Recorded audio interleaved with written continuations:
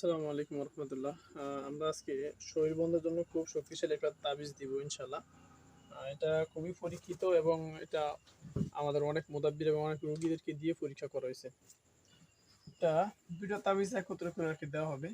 তো আগে আমরা একটু আলোচনা করি যে শরীর আসলে বন্ধ হয় না কাদের জন্য। যাদের বারবার চালান আসে ও জাদু আসে, বারবার দেওয়ার পরও তারপর বন্ধ হইতেছে না, বারবার সমস্যা হইতেছে। তো এইটার জন্য যাদের দেওয়ার পরে শরীরে হাজির হয়ে যায়, জিন হাজির হয়ে যায়, অথবা জাদুর সমস্যা হইতে থাকে, বদনজর লাগতেই থাকে। আর শরীর বন্ধটা কিসের জন্য কাজ করে? বদনজর, রজাত, বন্দিশ। যদি অনেক সময় রজাত, বন্দিশ, শরীর বন্ধের তাবিজ যদি ওরকমভাবে শক্তিশালী না হয়, এগুলো ঢুকে যায়। তবে বদনজর, জিনের আসর, জাদুর আসর, এগুলো থেকে আপনার শরীর বন্ধের তাবিজটার মাধ্যমে উসিলা স্বরূপ আল্লাহ সুবহানাহু ওয়া তাআলা হেফাজত করেন। এখন কিছু কিছু দেখবেন যে আপনি অনেক রুগীকে শরীর বন্ধে তাবিজ দিচ্ছেন, কিন্তু আপনার দেওয়ার পরেও দেখা গেছে জাদু ঢুকে, জিন ঢুকে। কিন্তু একই তাবিজ আপনি অনেক রুগীকে আপনার প্রয়োগ করছেন, এটা আপনার পরীক্ষিত, অনেকেরই দেওয়া হয়েছে। কিন্তু কয়েকজন রুগীর ক্ষেত্রে দেখা গেছে 10 জন আপনি দিয়েছেন, 10 জনকে আপনি দিয়েছিলেন একই তাবিজ, কিন্তু দেখা গেছে 8 জনের হয়েছে, 2 জনের হয় নাই। ওই 2 জনের অনেক ট্রাই করছেন কিন্তু কাজ হয় না, বারবার জিন আসে, জাদু আসে। তো এটা মূলত কেন হয় এই জিনিসটা আমাদের আগে বোঝা উচিত। আসলে আমরা মনে করি যে দেওয়ার কারণে হয়তো তাবিজটা আরো পাওয়ারফুল দিতে হবে, তাবিজ আরো শক্তিশালী বানাইতে হবে, বা ইত্যাদি ইত্যাদি, এরকম কিছু ধারণা আসে। আসলে এই ধারণাটা সম্পূর্ণই ভুল। এটার মূল জিনিস বুঝতে হবে আগে। দেখেন, যদি কোনো বস্তুর মাধ্যমে জাদু করা হয়ে থাকে, অথবা কোনো বস্তুর মাধ্যমে যদি চালান করা হয়ে থাকে, তো যদি যে কোনো বস্তুর মাধ্যমে যে চালান করা হয়েছে, সে চালানকৃত বস্তু, সেটা হইতে পারে ধরুন পানির ভিতরে, কোনো মাছের ভিতরে দিয়ে, অথবা পানির ভিতরে দিয়ে, অথবা বাতাসের মাধ্যমে ছিটাই দিয়ে, পানির মাধ্যমে ছিটাই দিয়ে, কবরস্থানে দিয়ে, অথবা মাছ আপনার নদীর ভিতরে গেড়ে, যাওয়ার পথে গেড়ে, শ্মশানে গেড়ে, কবরস্থানের মাঝখানে গেড়ে, কবরস্থানের উপরে গেড়ে, দুই কবরস্থানের মধ্যবর্তী স্থানে গেড়া, যেখানেই দেখ না কেন সেটা গাছেও ঝুলাই দিতে পারে, অথবা চুলার ভিতরে, আপনার চুলার ভিতরে গেড়ে দিতে পারে। আবার কোনো কিছু জীবিত কোনো পশু পাখি মুখের ভিতরে দিয়েও দিতে পারে। এখন সেই বস্তু যেটা আপনাকে দেয়া হয়েছে, যেটা আমাদের চালানটা দেওয়া হয়েছে, সেটা যদি খুবই মারাত্মক হয়, এটা এবং কুফুরি পর্যায়ে হয়, আর চালানটা যদি ওই যে জাদুটা করা হয়েছে এটা যদি মারাত্মক লেভেলের হয়, একটু ভয়ঙ্কর লেভেলের কুফুরি পর্যায়ে, মং জাতীয় কিছু জিনিস আছে মং বাসায়, ওগুলা আপনার যদি কুফুরি লেভেলটা হাই লেভেলের হয়, তো সেক্ষেত্রে এইসব তাবিজ দ্বারা আপনি আটকাতে পারবেন না। আপনার প্রথমে যেটা করতে হবে সেটা হলো চালানকৃত জিনিসটা আপনাকে নষ্ট করে দিতে হবে। যে বস্তুর মাধ্যমে চালান করছে সেই চালানকৃত জিনিসটা আপনি জবরতলায় নষ্ট না করবেন। এবতলে আপনি এখন আটকাই দিলেন, কিন্তু আর একটু পরে যায় দেখা গেছে ওই চালানকৃত যে বস্তুটা রয়ে গেছে, তার দ্বারা আবার ওইখান থেকে নতুন করে চালান হবে, তার দ্বারা ওইখান থেকে আবার নতুন করে জাদু আসবে, তার দ্বারা নতুন করে আবার সমস্যা হবে। তাহলে মূল বিষয় হলো আপনাকে আগে জাদু করা সেই বস্তুটা ধ্বংস করে দিতে হবে। যেটা বিষয়টা হলো এরকম যে ধরুন কোনো একটা ট্যাঙ্কির ভিতরে, পানির ট্যাঙ্কির ভিতরে আপনার একটা বিড়াল পড়লো, মরা বিড়াল, হ্যাঁ। এখন পানিটা সম্পূর্ণ যারা নিচে পানি ব্যবহার করতেছে, তাদের সেখানে পরিপূর্ণভাবে গন্ধ আসতেছে, ময়লা পানি আসতেছে, অথবা দুর্গন্ধ আসতেছে। তো দুর্গন্ধ আসার কারণে কি করছে যে সবাই পানিটা পরিষ্কার করে তারপরে আবার পানি দিয়ে দিছে। তো দেওয়ার পরে পানি আবার মানে সম্পূর্ণ পানিটা ক্লিয়ার করে ফালাই দিছে। পালাই দেওয়ার পরে আবার নতুন করে পানি ট্যাঙ্কিতে ভরছে। তো ভরার পরে কি হইলো, আপনার যখন আবার কল ছাড়ছে, তো সেম ভাবে আবার গন্ধটা আসতেছে। গন্ধটা কোনোভাবেই যায় না। পানি পরিষ্কার করে ফেলছে, তারপরেও পানিটা গন্ধ যায় না। তো এখন সেক্ষেত্রে কি করা উচিত? সেই ক্ষেত্রে আপনাকে মূল জিনিস হলো যে বিড়ালটা মরা পড়ছে আপনার ট্যাঙ্কির ভিতরে, সেই বিড়ালটা আপনাকে আগে উঠাইতে হবে। বিড়ালটা উঠানোর পরে আপনাকে পরিপূর্ণভাবে ট্যাঙ্কির পানিটা পরিষ্কার করতে হবে। পরিষ্কার করার পরে যখন নতুন পানি দিবেন, তখন আপনি গন্ধমুক্ত পাবেন। এছাড়া যদি বিড়ালটা রাইখা যদি আপনি 5 বার পানি পরিবর্তন করেন, আর 5 বারই পানি দেন, সেক্ষেত্রে আপনার ওই ট্যাঙ্কি থেকে, কল থেকে পানির দুর্গন্ধ আসতেই থাকবে। কারণ যেই জিনিসটা মূলত পচে আছে বা মরে আছে, ওই জিনিসটা তো আপনি উঠান নাই, যে জন্য আপনার গন্ধটা থাকবেই। তো এখান চালান কিন্তু যখন শরীর বন্ধ হয় না, মূল বিষয়টা হলো এইখানে, যে বস্তুর মাধ্যমে আপনার চালান করা হয়েছে অথবা জাদু করা হয়েছে, ওই বস্তুটা যদি শক্তিশালী হয়, দেখেন বিড়ালের জায়গায় যদি একটা মাছি পড়তো বা মশা পড়তো, বিড়ালের জায়গায় যদি একটা মাছি মশা পড়তো, আপনি হয়তো দেখা গেছে কি কল দিয়ে চলে যাইতো। অথবা আরো একটু বড় গেছে একটা ব্যাং পড়লো, ছোট ব্যাং, বা আরো একটু ছোট টুকটুকি মানে টিকটিকি পড়লো, তো এটা গন্ধ একটু দুই একটু হইলো, কিন্তু পরবর্তীতে এটা পানি পরিষ্কার করার পরে, কয়েকবার পরিষ্কার করার পরে, যেহেতু ছোট বস্তু, সেক্ষেত্রে দেখা গেছে আপনার দুই একবার পরিবর্তন করলে হয়তো এটা পানির সাথে গলে টিউবওয়েল দিয়ে চলে যাবে, বা যে কোনোভাবে যাওয়ার পরে গন্ধটা কমে যাবে বা কম হবে। ওই জিনিসটা সেমই, যদি আপনার চালানকৃত কুফুরি জিনিসটা যদি বড় লেভেলের হয়, সেক্ষেত্রে আপনার বিড়ালের মতোই গন্ধ ছড়াবে, বিড়াল পরিবর্তন করা পর্যন্ত অথবা বিড়াল ফালায় দেওয়া পর্যন্ত আপনার এটা রানিং থাকবে। আর যদি ছোট কোনো বস্তু হয়, মশা মাছি অথবা টুকটুকি আকারের হয়, তো সেক্ষেত্রে দেখা গেছে আপনার কিন্তু দুই একবার পরিষ্কার করলেও এটা মিশে চলে যাবে অথবা দুর্গন্ধ বন্ধ হয়ে যাবে। তো আপনার চালানকৃত বস্তুটা যদি ছোট হয়, সেক্ষেত্রে তাবিজের দ্বারা আপনার অনেক সময় বন্ধ হয়ে যাবে, অথবা দুর্গন্ধ কয়েকবার পরিবর্তন করলে যেরকম ভালো হয়ে যাবে ওরকম হয়ে যাবে। আর যদি এটা বড় বস্তুতে ধারণ করে, সেক্ষেত্রে আপনার হবে কি, এটা পরিবর্তন করা ছাড়া হবে না। কুফুরি বড় লেভেলের হইলে, উচ্চ লেভেলের হইলে আপনাকে এই জিনিসটা নষ্ট করতে হবে, যে জাদুর মাধ্যমে, যে বস্তুর মাধ্যমে করা হয়েছে, ওই বস্তুটা ধ্বংস করে দিতে হবে। তো প্রথম পজিশনে আপনাকে ওই বস্তু ধ্বংস করা হবে। ধ্বংস করার অনেক প্রসেস আছে। তুলা রাশির মাধ্যমে করতে পারেন, কাশফুকলা রোগীর মাধ্যমে করতে পারেন, অথবা যার শরীরে হাজির হয় তার মাধ্যমে করতে পারেন, তাকে বসায়া করতে পারেন, অথবা ধ্যানে এক ধ্যানে বৈশাও করে দিতে পারেন। তো এটার প্রসেস নিয়ম আলাদা। তবে যত বড় জাদু হোক, সবচেয়ে বেশি যেটা কার্যকর, ওস্তাদ মাসুদ আলম হাকিমি সাহেব, আমার ওস্তাদ ফ্রান্সিও, উনি এবং ওনার একটা ক্লাসে আলোচনা করছেন, খুব সুন্দর আলোচনা মাশাআল্লাহ। ওইখানে ফালাক নাসের যে আলোচনা করছেন, আসলে যত বড় জাদু হোক ফালাক নাসের দ্বারা টিকে না। ঠিক আছে, মূল বিষয় হলো যেরকম বিশ্বর যে নেতা হযরত মুহাম্মদ সাল্লাল্লাহু আলাইহি ওয়াসাল্লাম, ওনাকে জাদু করা হয়েছে, আর ওনাকে জাদু করা হয়েছে তখনকার আরবের সবচেয়ে বেশি যে বড় জাদুকর, তার দ্বারা জাদু করা হয়েছে। তো যে সবচেয়ে বড় জাদুকর, তার জাদু সবচেয়ে যে বড় নেতা লিডার, তার উপরে কাজ করছে, যে এত আমল আল্লাহ, তারপরেও তার উপরে কাজ করছে, যে নবী যার থেকে রুহানি ফয়েজ আছে তার উপরে কাজ করছে, তাহলে ওটা কি লেভেলের জাদু ছিল। আর ওই জাদু তখনকার ওই জাদুকর ছিল সবচেয়ে বড় জাদুকর, সবচেয়ে বড় জাদুকর, আবার সবচেয়ে বড় আমলওয়ালা ব্যক্তির উপরে জাদু করা হয়েছে।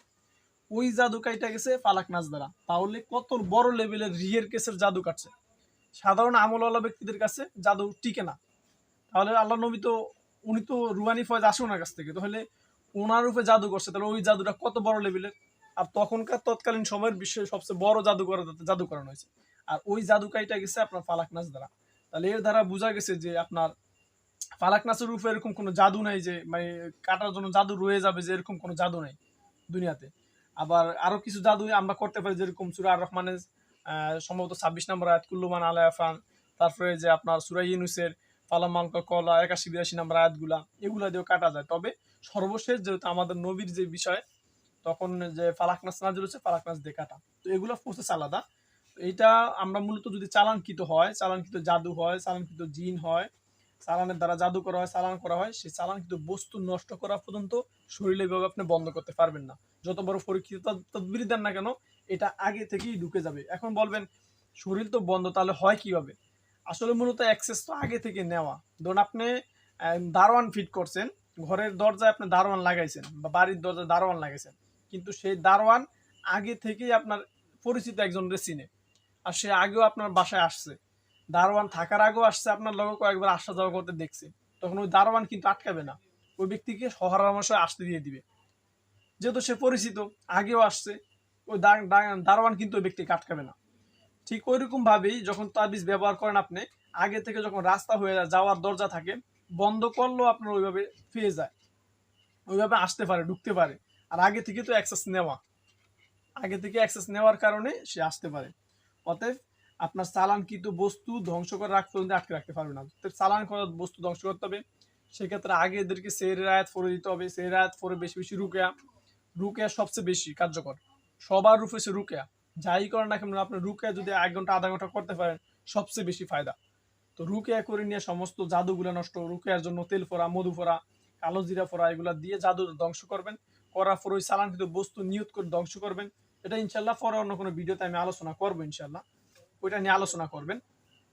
আর যাদেরকে আমি ওই যে শরীর বন্ধের জন্য পরীক্ষিত যে তাবিজটা আমি নিয়েছিলাম, যে বলেছিলাম যে আমার ক্লাসে আলোচনা করছিলাম যে জিনদের থেকে নেওয়া হয়েছে মহব্বত এবং আপনার শরীর বন্ধের জন্য, ওই তাবিজগুলা দিয়ে খুব কাজ করে মাশাআল্লাহ। তো ওইটা খুব পরীক্ষিত।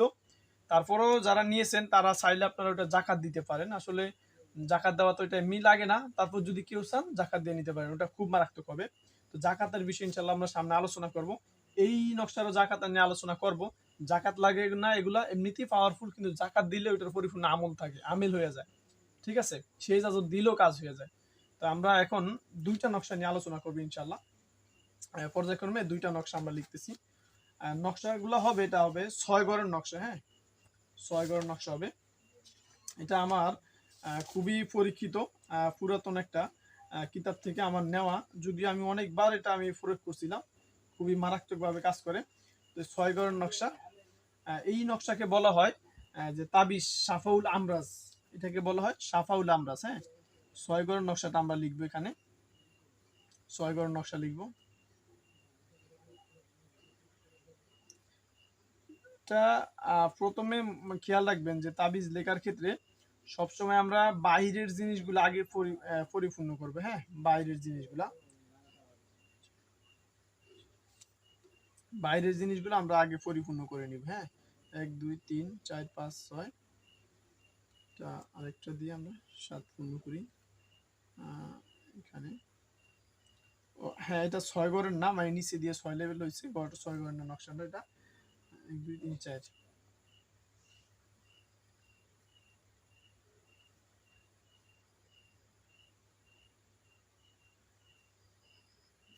3, আরেকটা ঘর আমাদের এখানে লাগে, যেহেতু এটাকে আসলে দেখানো ইয়ে করে করতেছি, তো ওইভাবে সুন্দর করে করতেছি না।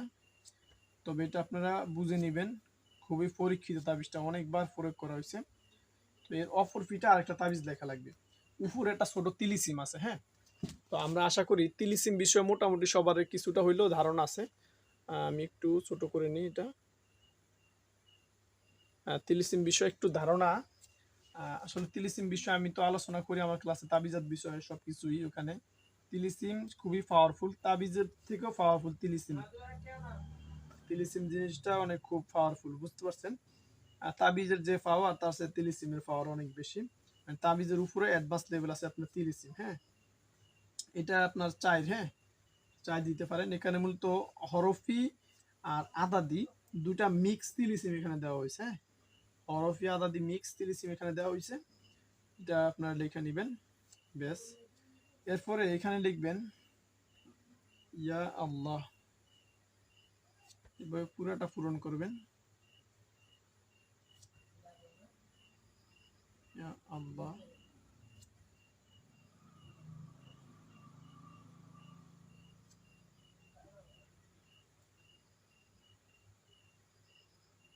ইয়া আল্লাহ, পুরোটা ইয়া আল্লাহ দিয়ে পূরণ করে নেবেন। হ্যাঁ, ঠিক আছে। এরপরে আমরা লিখবো ইয়া হাফিজ, ইয়া হাফিজ। আসসালামু আলাইকুম রহমতুল্লাহ। ফিরছি বিরতির পর।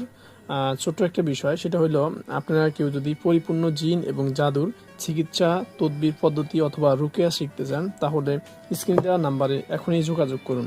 হোয়াটসঅ্যাপ নাম্বারে মেসেজ দিবেন অথবা ভয়েস দিয়ে রাখবেন, অনুগ্রহ করে সরাসরি ফোন দিবেন না। কেউ যদি তাবিজ পদ্ধতি, তাবিজ লেখা বা যে কোনো আয়াত দিয়ে, যে কোনো ইসমা আজম দিয়ে, আল্লাহর নাম দিয়ে যদি তাবিজ লেখার চেষ্টা করেন অথবা তিলিসমাত বানানোর শিখতে চেয়েছেন, তাহলেও মেসেজ দিয়ে যোগাযোগ করবেন ইনশাআল্লাহ। পরিপূর্ণ তদবির শিক্ষা এবং রুকিয়া শিখতে আমাদের সাথে যোগাযোগ করবেন কেবলমাত্র স্ক্রিনে দেওয়া নাম্বারে, অথবা রুগী দেখাতেও যোগাযোগ করতে পারেন স্ক্রিনে দেওয়া নাম্বারে। বাজার থেকে কোনো প্রকার বই কিনা ব্যতীত আপনি নিজেই তদবির, আমল এবং তাবিজ তৈরি করে তিলিসমাত তৈরি করে রুগীর জন্য দিতে পারবেন। বাজারে বেশিরভাগ তাবিজের কিতাবগুলোতেই নকশা তিলিসিম ভুল থাকে। তাবিজের কিতাবগুলোর নকশা ভুল করে সঠিকভাবে লেখা, ভুল সংশোধন করা, অথবা নিজেই তাবিজের কিতাব তৈরি করে বাজারে বিক্রি করা। যে কোনো সমস্যার জন্য যে কোনো প্রকার তাবিজ, তিলিসমাত এবং আমল আপনি নিজেই পরীক্ষিতভাবে তৈরি করতে পারবেন। পরীক্ষিত আমল, তদবির, তাবিজ শিখতে, রুকিয়া শিখতে যোগাযোগ করতে পারেন স্ক্রিনে দেওয়া নাম্বারে। আমাদের ফেসবুক পেজের লিঙ্ক এবং গ্রুপের লিঙ্ক আর হোয়াটসঅ্যাপ গ্রুপের লিঙ্ক আমাদের ডিসক্রিপশন বক্সে দেওয়া থাকবে। আসসালামু আলাইকুম।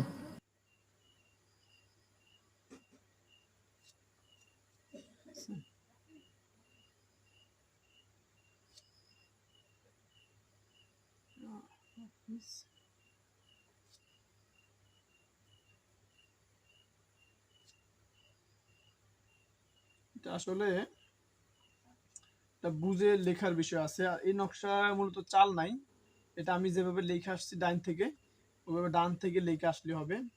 কিছু নকশার চাল আছে, ওইটা চাল আকারে দিয়ে দেওয়া হবে। আমি এর পরবর্তী অপর পৃষ্ঠা আরেকটা নকশা লেখা লাগবে, মূলত ওই নকশাটা আপনার আতশি চালে লিখবেন।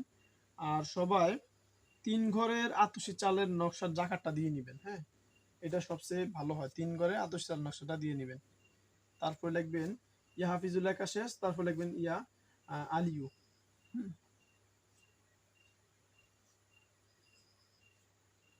ইয়া আলিউ 3 ঘরের জাকাতটা দিয়ে নেবেন। আসলে জাকাতটা দিয়ে নিলে আপনার ওটা যদিও জাকাত দেওয়া লাগে না, তবে এটা খুবই আমেল আর কি, আপনি তখন আমেল হয়ে যান আর মারাত্মক লেভেলে কাজ করে এটা। হ্যাঁ, জাকাত দিয়ে নেবেন। জাকাতের নিয়ম নিয়ে ইনশাল্লাহ সামনে কখনো আলোচনা করব।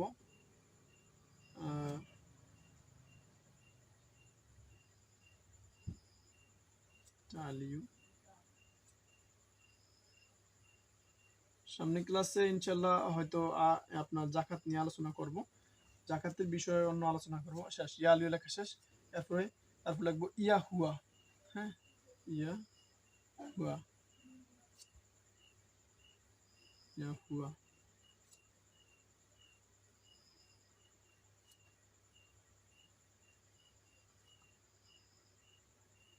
আর অবশ্যই যে আমাদের মেসেঞ্জার গ্রুপ থাকবে, এখানে মেসেঞ্জারের নাম্বার দেওয়া থাকবে অবশ্যই স্ক্রিনে, ওইখান থেকে আপনারা ইয়ে করে নেবেন, মেসেজ দিয়ে একটু আমার ফোন দিয়ে একটু এজাজতটা নিয়ে নেবেন।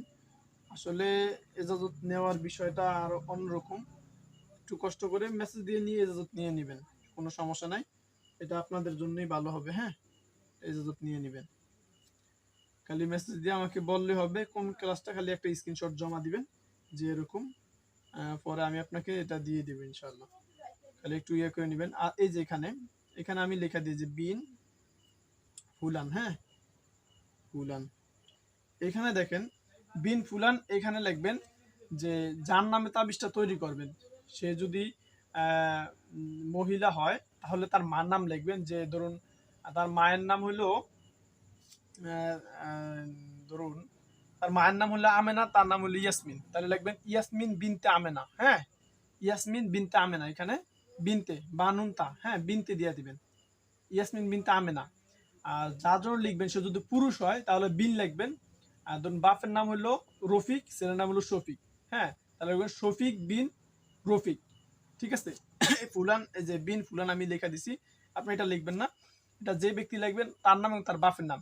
তাহলে রফিকের ছেলে শফিক, তাহলে লিখবেন রফিকের ছেলে শফিক হলে শফিক বিন রফিক। আর মেয়ে হইলে মানে ছেলের সময় হবে বিন আর মেয়ের সময় হবে বিনতে, মেয়ে হইলে মার নাম, ছেলে হইলে বায়ের নাম, বাবার নামটা লিখবেন। হ্যাঁ, না বুঝতে পারলে আমাকে নাম্বার দেওয়া আছে, হোয়াটসঅ্যাপে মেসেজ আছে, মেসেজ দিয়ে আমাকে জেনে নেবেন, অথবা আমাদের গ্রুপে মেসেজ দিলে হবে ইনশাল্লাহ, ওখান থেকে রিপ্লাই পাবেন ইনশাল্লাহ। হ্যাঁ, এই জায়গায় নামটা দিবেন। আচ্ছা, এরপরে পর্যায়ক্রমে লেখা যাবেন আপনারা। হ্যাঁ, পুরো নকশাটা লিখবেন। আর নকশা লেখার তো অবশ্যই নিয়ম কানুন আছে, সব কিছুরই নিয়ম কানুন আছে, এটা দিক নির্দেশনা আছে, তারপরে ব্যক্তি মেজাজ নির্ণয়ের বিষয় আছে, টাইমেরও বিষয় আছে, সেদারার বিষয় আছে, সবগুলা বিষয় আপনি যাই না যদি তাবিজ লিখতে পারেন। তারপরে যা লেখার সময় কোনো লোবান জানানো, হ্যাঁ দুফ লোবান এগুলা জানালো, তারপরে দেখা গেছে লেখার পরে এগুলাতে একটু দোয়া দেওয়া, আতর দেওয়া, দিয়ে হুকুম দেওয়া। হ্যাঁ, হুকুমটা আসলে হুকুম দেওয়াটা জরুরি, এটা যদিও অনেকে বুঝে কিনা জানি না, কিন্তু হুকুম দেওয়াটা দরকার, তাবিজে হুকুম দেওয়াটা কি অনেক দরকার, অবশ্যই হুকুম দিবেন। আচ্ছা,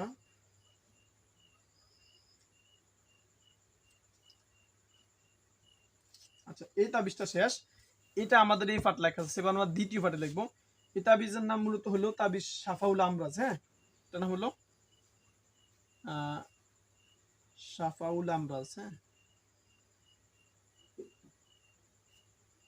আমরাজ, মূলত এই তাবিজটা আমার তৈরি করা না, এটা একটা পুরাতন কিতাব থেকে নেওয়া, আমারও খুব পরীক্ষিত, এটা আমার তৈরি করা না। হ্যাঁ, আমার যেটা তৈরি করা আমি দিয়ে দিব ইনশাল্লাহ, ওগুলা খুব পাওয়ারফুল এবং পরীক্ষিত, এটাও পাওয়ারফুল পরীক্ষিত, তবে যাচাই বাছার দরকার আছে, কিতাবে তো অনেক ভুল থাকে, সঠিক যাচাই বাছাই করার দরকার আছে। এবার এই ফেসে চলে আসবেন, ঠিক অপর পাটে চলে আসবেন। হ্যাঁ, যখন জাফরান দিয়ে লিখবেন তখন দেখা গেছে অপর ফাটে আপনার লেখাটা উঠতে পারে। তো এই কলম দিয়ে লিখলে হবে। আবার জেল যেটা আছে জেল কলম এটা দিয়ে লিখলে হবে। জাফরান দিয়ে লিখলে তো অপর ফাটও উঠে যায়, তো সেক্ষেত্রে নিচে দিয়ে দিবেন, ওইটা নকশার নিচে এই বরাবর নিচে লেখা দিয়ে দিবেন, তাও হবে। তবে অপর পার্টে লিখতে পারলে ভালো হয় আর কি। হ্যাঁ, জাফরান দিয়ে লেখলো আবার উত্তম। যদি ওইভাবে ওরকম হয় যে এক পাশে লিখছেন আরেক পাশে উঠে নাই, সেক্ষেত্রে লেখা দিবেন। তো আবার ইজি করে এক পাশে হয়ে গেছে ওই লেখা দরকার নাই, দরকার নাই, তাহলে নিচে দিয়ে দিবেন। জাফরান দিয়ে হলেও নিচে দিয়ে দিবেন, সুন্দর হবে। এবার হলো আমরা 3 ঘর নকশা, এটা আমার তৈরি। এটা আপনারা চাল অনুযায়ী লিখবেন, এটা মূলত আতসী চাল অনুযায়ী আমরা লিখবো। আর এটা অবশ্যই সবাই চেষ্টা করবেন আতসী 3 ঘরের আতসী চালের জাকাতটা দিয়ে নেওয়ার লাগে। হ্যাঁ, এটা সবচেয়ে ভালো হয়। তবে জাকাত ছাড়াই খুব মারাত্মক লেভেলের, যদি দিয়ে নেন তাহলে আরো মারাত্মক হবে। হ্যাঁ, না দিলেও কোনো সমস্যা নেই। হ্যাঁ, আতসী চালের তাবিজটা লিখবেন। হ্যাঁ, তো এই তাবিজ লেখার প্রথমে আমরা যেটা করব, তাবিজের শুরুতে, যে সব তাবিজের শুরুতে আমরা প্রথমে বিসমিল্লাহ দিয়ে শুরু করব। তবে কিছু কিছু তাবিজ আছে এগুলার বিসমিল্লাহ দ্বারা শুরু করা হয় না। যেরকম উদাহরণস্বরূপ দিয়ে, যেরকম ধরুন আপনি ধরুন দুরূদ শরীফ, যেরকম কোনো জিনদের শাস্তি দিবেন তখন কিন্তু দুরূদ শরীফ পড়েন, যদি দুরূদ শরীফে শান্তি বর্ষিত হয়। দুরূদ শরীফ না পড়ে শাস্তির আয়াত পড়া, তাতে শাস্তি বেশি লাগে। কিছু কিছু ক্ষেত্রে বিসমিল্লাহ শরীফের উপরে এখানে ব্যবহার করা হয় না, অন্য কোনো হরফ ব্যবহার করা হয়, সেটা ওই তাসির অনুযায়ী, নাম অনুযায়ী লেখা হয়, বিসমিল্লাহ দিয়ে লেখা হয় না। তো এই যেগুলা মানে আপনার 99% আপনার বিসমিল্লাহ দিয়ে লেখা শুরু হয়। তো আমরা বিসমিল্লাহর প্রথমে লিখতেছি যে 7, 8, 6। বিসমিল্লাহ লিখতেছি। এরপর আমরা শুরু করব 7,000, এই 7,938। হ্যাঁ, অবশ্যই আমরা আতসী চাল অনুযায়ী লিখবো। আতসী চালের প্রথম ঘরে এটা, দ্বিতীয় ঘর। আতসী চাল যদিও 3 ঘরে অলরেডি 16টা চাল আছে, তার ভিতরে আমি যেটা দিছি এই চালে লিখবেন। এই আতসী চালেরই আতসী ধরুন 3 ঘরে শুধু এই চালটা 3 ঘরে 9টা চালে বিভক্ত। হ্যাঁ, 16টা চাল আছে এদের ভিতরে, 4টা করে 16টা। তো এদের ভিতরে আরো একাধিক চাল হয়, সেটা আলাদা বিষয় আছে, ধনাত্মক ঋণাত্মকের বিষয় আলাদা আছে। হ্যাঁ, আমি যেটা দিচ্ছি এই চালে লিখবেন আপাতত। তারপর হচ্ছে 7,939, তারপর হচ্ছে 7,940। আমি একটু ওই সুবিধাতে এভাবে লিখি, 7,900 উল্টাই লিখি, আপনারা বাউকে লিখেন 41 হবে, 7,942। তারপর হচ্ছে 7,943। এই এই নকশা কোনো কাঁচার নাই। হ্যাঁ, এটা ডাইরেক্ট লিখে দেবেন, কোনো কাঁচার নাই। যখন কাঁচার থাকে তখন ঝামেলা আছে, অতএব এটাতে কাঁচা নাই, এই জন্য আমি ডাইরেক্ট লিখে দিতেছি। হ্যাঁ, যদি কাঁচার থাকে তখন কিন্তু ঘর সংখ্যা নকশা বাড়াইতে হবে, তখন কিন্তু ডাইরেক্টলি লেখা যাবেন না।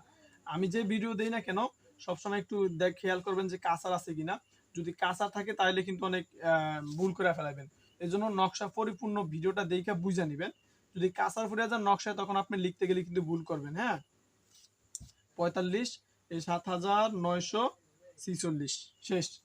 এই নকশা, এটা খুবই পাওয়ারফুল নকশা, এবং এটা কোন কোন সূরা দিয়ে বানানো হয়েছে এটা এটা থাক, সমস্যা নাই, এটা নিয়ে আমি আলোচনা করি, আপনারা বানিয়ে দেখতে পারেন। এটা হলো সূরা ফাতিহা, আয়াতুল কুরসি, বিসমিল্লাহ সহ একত্রে বানানো, এবং এটা খুবই পাওয়ারফুল কাজ করে। যদিও এটা ছাড়া এটা কাজ করে, আবার এটা ছাড়া এটা কাজ করে, কিন্তু আমি একত্রে দুইটা জিনিস একসাথে দিচ্ছি, এটা দুইটা একত্রে খুব ভালো হয়। হ্যাঁ, যাক, তো এটা ফাতিহা সহ ইয়া করা যায়। তা আপনার বিসমিল্লাহ নিয়ে, আপনার যদি বিসমিল্লাহ সারা সূরা ফাতিহার আদাদ আসে আপনার 9,359, আর বিসমিল্লাহ লইলে 786, তখন আসে 10,145 এর মতো। হ্যাঁ, 10,145। আর আপনার এখানে আয়াতুল কুরসির আদাদ আসে 13,681। টোটাল লিমিটে আপনার আসে 23,826। এখন আপনি যদি এইভাবে যোগ করেন 23,826 পাবেন, এইভাবে যোগ করলো 23,826, এইভাবে যোগ করলো 23,826, এইভাবে করলো 23,826, এইভাবে করলো 23,826, এই ঘরে 3টা করলো 23,826। হ্যাঁ, মানে নকশাটা পারফেক্টলি আছে। হ্যাঁ, যাই হোক, ইনশাল্লাহ আমরা পরবর্তীতে নকশার ক্লাসে, আমি যে ক্লাস করে নকশার, ওইখানে ইনশাল্লাহ সব বুঝিয়ে দিব। আর দ্বিতীয় ক্লাসে ইনশাল্লাহ জাকাত সম্পর্কে আলোচনা করবো, অথবা আমি যেগুলো পরীক্ষিত বলা হয়েছে যে জিনদের থেকে নেওয়া, যে মহব্বতের তাবিজ এবং আপনার যে শৈল বন্ধের যেটা দেওয়া হয়েছে, ওগুলা দিয়েও মারাত্মক কাজ হয়, এগুলো দিয়েও মারাত্মক কাজ হয়, তবে ওইটা নেওয়ার সময় হাদিয়া দিয়ে নেওয়া লাগে আর কি, ওটা ওনাদের নিয়ম অনুযায়ী। তো সেক্ষেত্রে ওটা এভাবে দেওয়া হয় না। তো যাদেরকে দিচ্ছেন তাদেরকে আমি চাইলে জাকাত দিতে পারবেন। আর যদি না চান কোনো সমস্যা নেই, দিলে মারাত্মক হয়, না দিলেও মারাত্মক। এরপরে কি করবেন, এটার উপরে আতর দিবেন। হ্যাঁ, হালকা হালকা করে আতর লাগিয়ে দিবেন, একটু হালকা হালকা করে আতর দিয়ে একটু ঘষা দিয়ে দিবেন। হুকুম দিবেন এরপরে যে এই নকশার পবিত্র মক্কেলা দিবেন, আল্লাহ তাআলার হুকুমে জাগ্রত হয়ে যান, হয়ে যে উদ্দেশ্যে আমি দিয়েছি শরীর বন্ধক, মুখ বন্ধক, সেমিক বন্ধক, আর যে যে সমস্যার জন্য দিয়েছি, আল্লাহ তাআলার হুকুমে আপনারা কাজ করে দেন। অবশ্যই তাবিজ আমরা সব রোগীদের ক্ষেত্রে দিব না, এটা দিব সব রোগীদের ক্ষেত্রে দিব না, রিয়েলি যখন দুই একটা দেওয়া লাগে তখন। তো এগুলা দেওয়া লাগে তখন, অথবা হুকুম দিয়ে দিবেন, এটা তো উসিলা স্বরূপ দেওয়া হয়। আর অবশ্যই রুকেয়া সবচেয়ে বেশি প্রধান, হ্যাঁ প্রাধান্য দিবেন। এইসব তাবিজ টাবিজের চেয়ে রুকেয়া দেওয়া, রুকেয়া করা সবচেয়ে বেশি জরুরি। আর যেসব একান্ত আমরা দেখছিলাম যেসব রুগীদের একান্তই কাজ হয় না, তাদের রুকেয়া, টানা রুকেয়া করলে তাদের সব ঠিক হয়ে যায়। তাবিজ কবজ দিয়ে আটকানো যায় না, তাদের রুকেয়া করলে সব আটকে যায়। অতএব রুকেয়া সবার ঊর্ধ্বে আছে। হ্যাঁ, আপনি যাই বলেন না কেন, রুকেয়া সবার ঊর্ধ্বে। আর এগুলা যখন রুকেয়া দ্বারাও আটকানো যায় না, তখন অনেক সময় এগুলো ব্যবহার করে। যখন রুকেয়া দ্বারাও সম্ভব হয় না, তখন এগুলা করা হয়। আবার এখনকার বেশিরভাগ রুগী আপনার সাইকোলজি সমস্যা হয়ে যায়, এটাও আপনাদের খেয়ালের বিষয় আছে। এগুলো ইনশাআল্লাহ পরবর্তীতে অন্য দাফে আলোচনা করব। আজকে অনেক লং হয়ে গেছে ইনশাআল্লাহ। ঠিক আছে, আজকে এই পর্যন্তই। ইনশাআল্লাহ পরবর্তীতে আবার অন্য একটা বিষয় নিয়ে আলোচনা করবো ইনশাআল্লাহ। আসসালামু আলাইকুম রহমতুল্লাহ।